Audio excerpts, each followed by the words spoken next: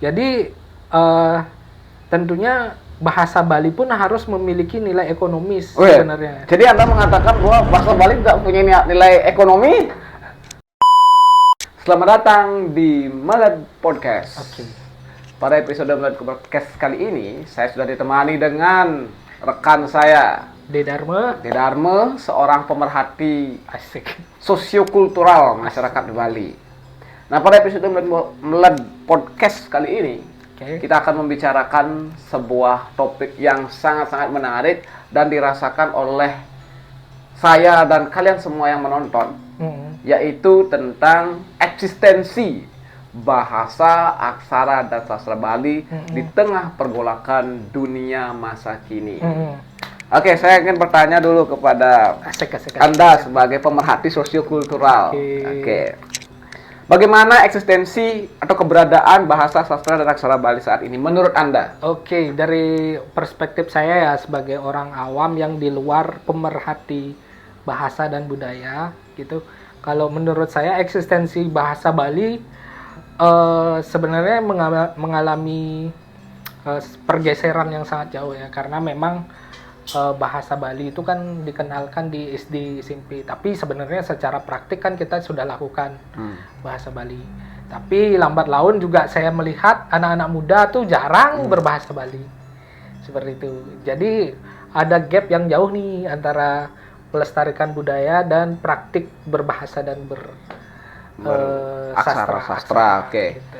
Terus selanjutnya kira-kira menurut Anda sebagai pemerhati gitu ya, sebagai apa istilahnya apa istilah memperhati itu nah, bahasa Inggrisnya tuh apa tuh sebagai pemerhati, apa kira-kira yang menyebabkan adanya anak muda atau masyarakat Bali saat ini itu mulai memarginalisasi, meminggirkan keberadaan bahasa, sastra, dan aksara Bali? Yang pastinya sebenarnya itu tidak terlepas dari ya muluk-muluk sekali globalisasi gitu kan. Globalisasi. Tapi narasi ini kan selalu menjadi ini ya yang didengung-dengungkan bahwa memang hegemoni ataupun istilahnya tuh pengaruh globalisasi itu sangat kentara di dimanapun sebenarnya, nggak hanya di Bali saja tapi di belahan dunia manapun tuh ada. Makanya kan ada beberapa negara yang membatasi itu, jadi dia menutup dirinya dia untuk tidak banyak terpengaruh oleh globalisasi. Korea Utara misalnya, hal-hal atau dia yang konservatif ya, mencegah globalisasi masuk ke negara-negara mereka. Oke. Tapi terlepas dari itu, memang kalau di Bali sendiri, karena kita kan epicentrumnya masyarakat global nih, orang-orang datang ke Bali untuk berlibur, untuk datang untuk mungkin berbisnis dari mancanegara dan lain-lain. Itu salah satu gate ataupun pintu masuk utama dari globalisasi itu. Jadi bisa dibilang ya seperti itu sih sebenarnya kalau aku lihat. Menarik bahwa ini ada kaitannya dengan globalisasi dan modernisasi ya. Betul. Bahwasanya globalisasi dan modernisasi itu merupakan sebuah tren atau sebuah peristiwa di dunia ini yang memang kita tidak bisa mencegah itu. Kita tidak bisa mencegah, menyetop, karena seperti yang Bli bilang tadi bahwa Bali itu merupakan epicentrum. Bahwa Bali itu pun sebenarnya sudah mengglobal kan, seperti itu. Sebenarnya Bali itu sudah mengglobal sebenarnya. Tapi dalam perspektif kita tuh kita masih merasa bahwa kita tuh masih masyarakat konservatif. Tapi secara realita kita itu sudah masuk masyarakat global. Kita tuh punya andil loh di masyarakat global karena kita epicentrum masyarakat global. Orang-orang datang ke sini, kita dengan gampang melihat orang Cina, kita dengan gampang melihat turis asing, kita dengan gampang melihat orang-orang dari Afrika lalu lalang di Bali seperti itu. Nah, itulah jadi kita bisa melihat bahwa masyarakat kita ini sebenarnya sedang bukan diintai lagi ya, tapi masyarakat kita itu sudah menjadi satu, ngeblend istilahnya dengan masyarakat global gitu. Cuman kita nggak sadar. Kita nggak ngeh terhadap masalah itu ya. Ya, ini sangat menarik sebenarnya bagaimana ternyata globalisasi dan modernisasi yang terjadi di Bali pada saat ini itu juga berpengaruh terhadap eksistensi dari bahasa, sastra dan aksara Bali. Di beberapa kasus memang terjadi sebuah degradasi terhadap penggunaan bahasa Bali. Apalagi sekarang banyak juga bahasa-bahasa yang masuk ke Bali. Seperti bahasa Jepang, bahasa Korea, bahasa Inggris dan lain sebagainya. Nah, banyak juga kasus sebenarnya di sekitar kita di Bali bahwa banyak sekali bermunculan les-les bahasa asing. Bahasa Jepang, bahasa Inggris, bahasa Jerman, bahasa Rusia, bahasa Prancis, banyak sekali dan itu peminatnya banyak. Harganya pun lumayan harga untuk mengikuti les itu. Nah, sekarang pertanyaannya, kalau kita bandingkan dengan les bahasa Bali les bahasa Bali, ini ada lumayan perbedaan yang signifikan. Iya, betul. Kalau les bahasa Bali itu sepertinya masih kita bilang masih sangat tertinggal dibandingkan dengan les-les dari bahasa-bahasa asing. Termasuk dari segi peminat dan dari segi harganya pula. Nah, kira-kira apa yang menjadi faktor? Kalau bisa dilihat sebenarnya kan kita harus lihat peran atau fungsi dari bahasa itu. Fungsi dari bahasa itu kan selain kita bisa berkomunikasi ataupun kita dapat ini, ternyata bahasa itu harus memiliki muatan ekonomi. Muatan ekonomi dalam artian kenapa kita belajar bahasa Inggris, karena kita ingin berkoneksi dengan orang-orang yang bisa berbahasa Inggris pula, masyarakat global. Kenapa kita pengen belajar bahasa Korea misalnya, karena kita engage dengan misalnya tokoh-tokoh K-pop misalnya, hal-hal seperti itu. Jadi tentunya bahasa Bali pun harus memiliki nilai ekonomis sebenarnya. Jadi Anda mengatakan bahwa bahasa Bali tidak punya nilai ekonomi? Ada. Ada. Tapi belum se-eksis atau belum seperti bahasa-bahasa lain. Nah, bagaimana caranya? Kan itu yang harus menjadi permasalahan. Agar misalnya orang Bali, karena kita sebenarnya kita yang orang lain yang harusnya belajar bahasa Bali kan, agar kita bisa memberikan nilai ekonomis. Karena kita orang Bali, bro, udah bisa bahasa Bali. Tapi orang Bali kita ada yang nggak bisa bahasa Bali gitu. Menarik. Gitu. Nah, bagaimana misalnya bahasa Bali sebenarnya ada konsep yang namanya mempopulerkan bahasa Bali. Nah, gimana caranya? Kan itu yang menjadi persoalan. Kalau misalnya kita lihat, ada konsep yang namanya glokalisasi. Ya, interesting. Saya Kalau pernah dengar itu juga. Dalam sosiologi itu, glokalisasi itu adalah bagaimana kita mampu nilai-nilai lokal ini mampu dapat dikenal oleh masyarakat global tanpa istilahnya tuh menghilangkan nilai-nilai lokal itu. Menghilangkan nilai-nilai lokal, tapi kita bisa mampu mengadopsi selera pasarnya mereka. Gitu. Artinya secara tidak langsung glokalisasi ini adalah opposite. Opposite ataupun dari globalisasi kan. Opposite, tapi dia lebih ke istilahnya tuh nemplok ke budaya luar. Jadi misalnya gini, ini dilakukan 10 tahun yang lalu oleh Korea.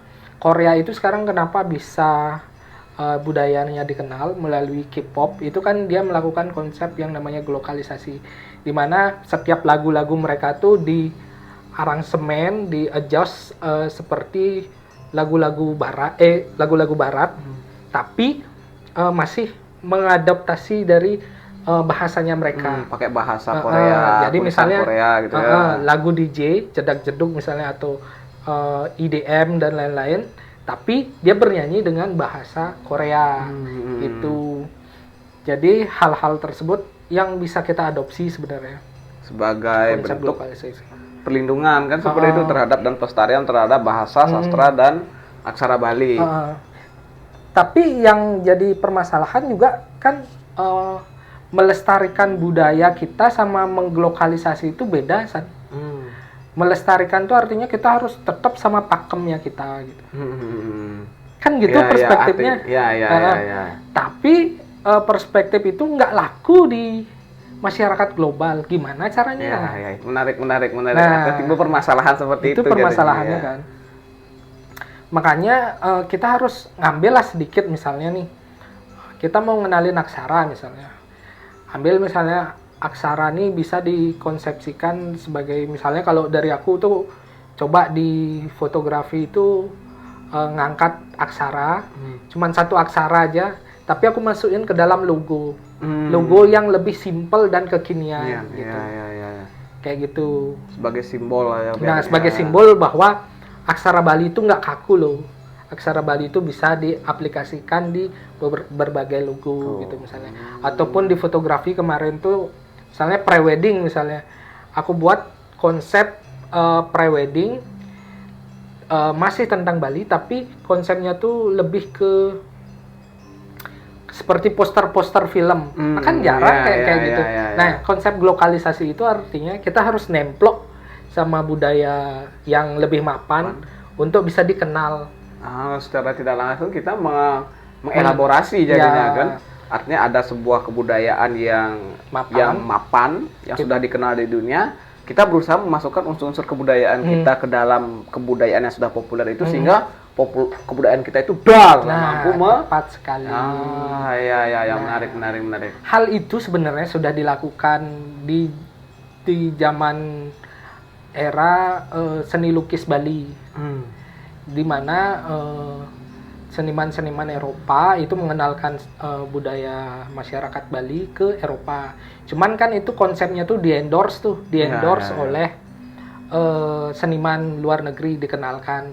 Nah, itu kan nemplok juga sebenarnya. Baru dikenalkan kesenian lukis Bali dan lain-lain gitu. Interesting, menarik. Jadinya kalau kita bisa melakukan glokalisasi itu secara masif gitu, itu akan menjadi sebuah langkah yang bagus untuk eksistensi daripada bahasa, sastra, dan aksara Bali. Cuma sayangnya adalah memang dari beberapa usaha-usaha yang kita lakukan, memang itu sepertinya banyak kita menemui kendala-kendala. Betul sekali. Apalagi ditambah dengan adanya sebuah pandangan-pandangan konservatif terhadap penggunaan simbol sastra, simbol-simbol aksara, simbol-simbol bahasa di dalam ranah-ranah yang tidak sesuai, gitu. Itu. Contoh misalnya kita membuat kaos nih, biar keren kan kita isi aksara gitu misalnya. Nah terus nanti kita cuci itu misalnya baju yang isi aksara itu bercampur dengan celana dan gitu. Nah sedangkan dalam penggunaan aksara itu memang ada rambu-rambu bahwa aksara itu tidak boleh kita langkahi, tidak boleh kita injak, harus kita sucikan.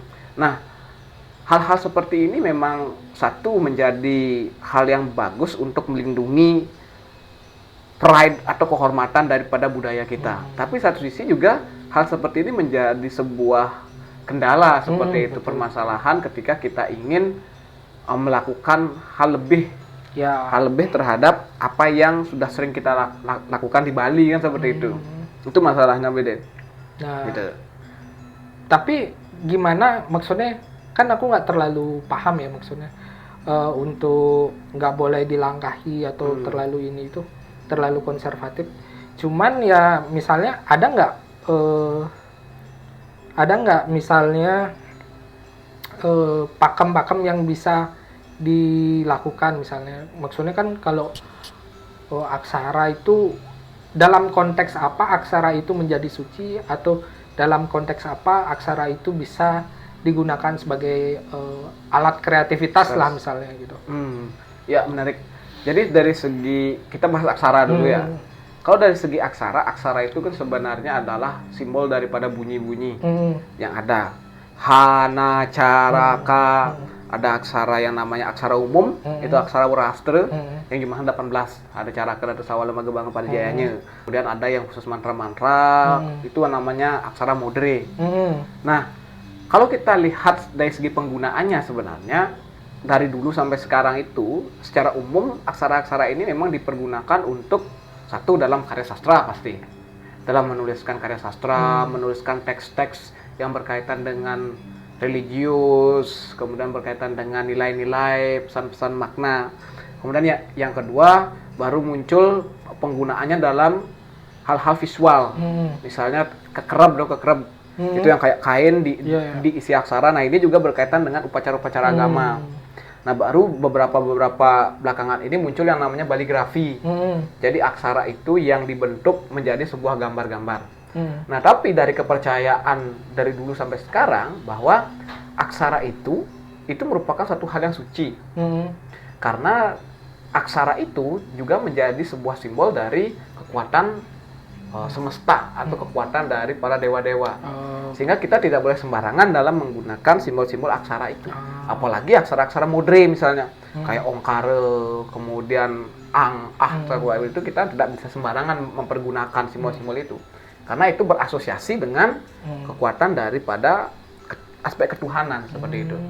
Sehingga itu menjadi sebuah rambu-rambu yang menyebabkan aksara itu sangat-sangat kita bilang terlindungi dari segi penggunaannya seperti itu. Itu dari segi aturan. Nah, kemudian dari segi bahasa, nah kalau bahasa ini lebih fleksibel sebenarnya. Kita bisa lebih leluasa menggunakan bahasa. Tapi ada beberapa kasus juga seperti yang baru-baru ini, ada penggunaan beberapa kata yang tidak boleh kan. Misalnya tenenenet gitu. Itu tidak boleh. Gitu. Itu tidak boleh pergunakan karena mampu menimbulkan kesan yang tidak baik. Seperti itu. Nah, sekarang PR kita adalah bagaimana kita mampu melakukan lokalisasi tapi tetap menjaga rambu-rambu ini. Ini yang menjadi pekerjaan rumah yang lumayan susah untuk kita lakukan. Tidak sembarangan untuk bisa kita lakukan. Menarik ya, maksudnya kita tuh harus menentukan nih sebenarnya untuk melanjutkan untuk bagaimana kita mengenalkan budaya kita. Kita harus mengenalkan nih batasan mana yang boleh, mana batasan yang enggak gitu kan. Kalau misalnya memang suatu aksara itu memang nggak bisa dipakai sembarangan gitu, atau mungkin di medium-medium yang istilahnya tuh kotor atau hal yang nggak lazim gitu, mungkin itu harus bisa kita elaborasi lagi. Karena mungkin kalau beberapa, misalnya kalau sastra aksara-aksara yang aksara urastra yang lumrah, biasa, yang lumrah itu kan masih bisa di beberapa medium ya, kayak misalnya medium visual digital, misalnya medium visual yang nggak di print atau mungkin nggak ditaruh di sembarang tempat, itu kan masih bisa. Tapi hal-hal itu tuh mungkin bisa kita lakukan, tapi dengan beberapa batasan. Nah, batasan itulah yang mungkin harus kita kenalkan. Misalnya nih, nanti terjadi pelanggaran terhadap hal tersebut, kita gimana caranya mengedukasi yang baik dan benar gitu kan. Ya. Menarik. Artinya kita harus memberikan edukasi juga kepada para pengguna ini. Karena mau tidak mau kita harus melakukan lokalisasi ini terhadap aspek bahasa, sastra, dan aksara Bali. Karena kalau tidak kita melakukan langkah seperti itu, degradasi atau marginalisasi terhadap bahasa, sastra, dan aksara Bali ini akan terus terjadi. Betul. Hari ini mungkin masyarakat Bali itu masih aktif ya menggunakan bahasa Bali di beberapa tempat gitu. Tapi kita tidak tahu sekitar 20 atau 30 tahun ke depan gitu. Iya. Nah, sebenarnya itu dah yang harus kita harus paham dulu, persamakan perspektif dulu. Kita nih mau bawa kemana sebenarnya bahasa Bali atau sastra dan budayanya kita. Kalau misalnya kita gunakan sebagai komoditas budaya, maksudnya komoditas budaya itu adalah budaya kita kenalkan dan bisa mendapatkan nilai ekonomi dalam pelaksanaannya, itu tentu bagus kan. Sebenarnya kayak misalnya nih, Korea mengenalkan bahasanya dia, mengenalkan K-popnya dia mendapatkan nilai ekonomi dalam pengenalan misalnya makanan-makanannya. Sekarang kan makanan-makanan Korea tuh mendunia tuh gitu. Itu adalah sebuah hasil dari proses dia mengglobalisasikan budayanya mereka. Nah, bagaimana dengan kita misalnya bahasa Bali gitu? Sebenarnya Bali punya kesempatan lebih dalam artian Bali kan udah menjadi epicentrum tadi kita epicentrum apa namanya? Epicentrum masyarakat global. Nah, gimana kita mengenalkan sastra dan budayanya kita? Harus ada formula-formula yang lebih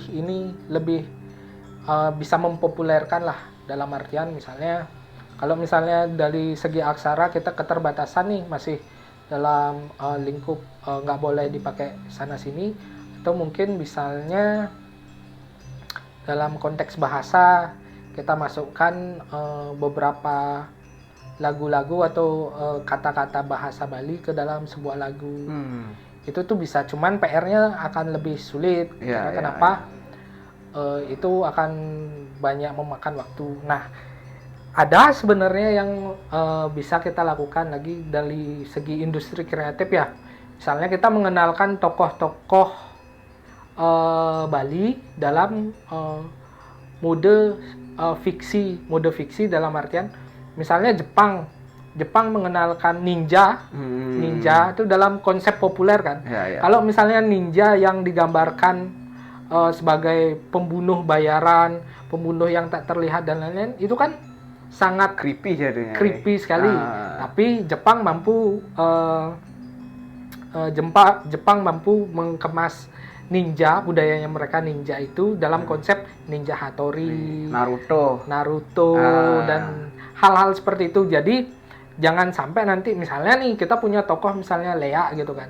Nah, Lea itu bisa kita kemas sebenarnya dalam konsep fiksi dalam artian oh ini loh ternyata tuh Lea tuh gini-gini gitu. Nah, itu yang bisa menjadi salah satu yang bisa kita lakukan sebenarnya San. Yang bisa kita lakukan sebagai bentuk langkah lokalisasi terhadap bahasa, sastra dan aksara Bali. Ya, menarik. Poinnya gini sih, dari misalnya penggunaan bahasa Bali yang hanya sekedar dalam seremonial saja, biasakanlah kita dalam konteks praktis atau praktik. Misalnya menggunakan bahasa Bali sehari-hari, misalnya mengenalkan bahasa Bali ke teman-teman kita di luar Bali. Gini loh bahasa Bali. Terus misalnya, sebenarnya kan ada lagu-lagu Bali yang populer di kalangan anak muda sekarang atau di luar. Ya, banyak sih lagu-lagu Bali yang pakai bahasa Bali tapi terkenal sampai keluar Bali ya. Kayak gitu. Nah, ini juga kalau dalam lagu-lagu Bali ya, kenapa sekarang orang-orang Bali itu sering menggunakan lagu koplo, genre koplo untuk meningkatkan views-nya, karena selera pasar tuh seperti itu. Kalau kita masih menggunakan genre yang metal Melayu total, yang kayak sebelum-sebelumnya gitu, mungkin nggak banyak views-nya gitu. Nah, itulah kita harus bahasa Bali itu harus istilahnya tuh nemplok atau dielaborasi dalam konteks populer. Sekarang. Kalau orang sekarang suka koplo, nah ada yang nih sekarang yang baru tuh yang rap, anak kecil nge-rap tuh kan, Clecino, Sogencino gitu kan. Nah itu salah satu konsep globalisasi sebenarnya dalam konteks, tapi kan gimana caranya biar orang-orang tuh paham gitu loh. Dikenalkan lagi. Menarik. Artinya memang salah satu usaha untuk bisa ini adalah dengan melakukan lokalisasi.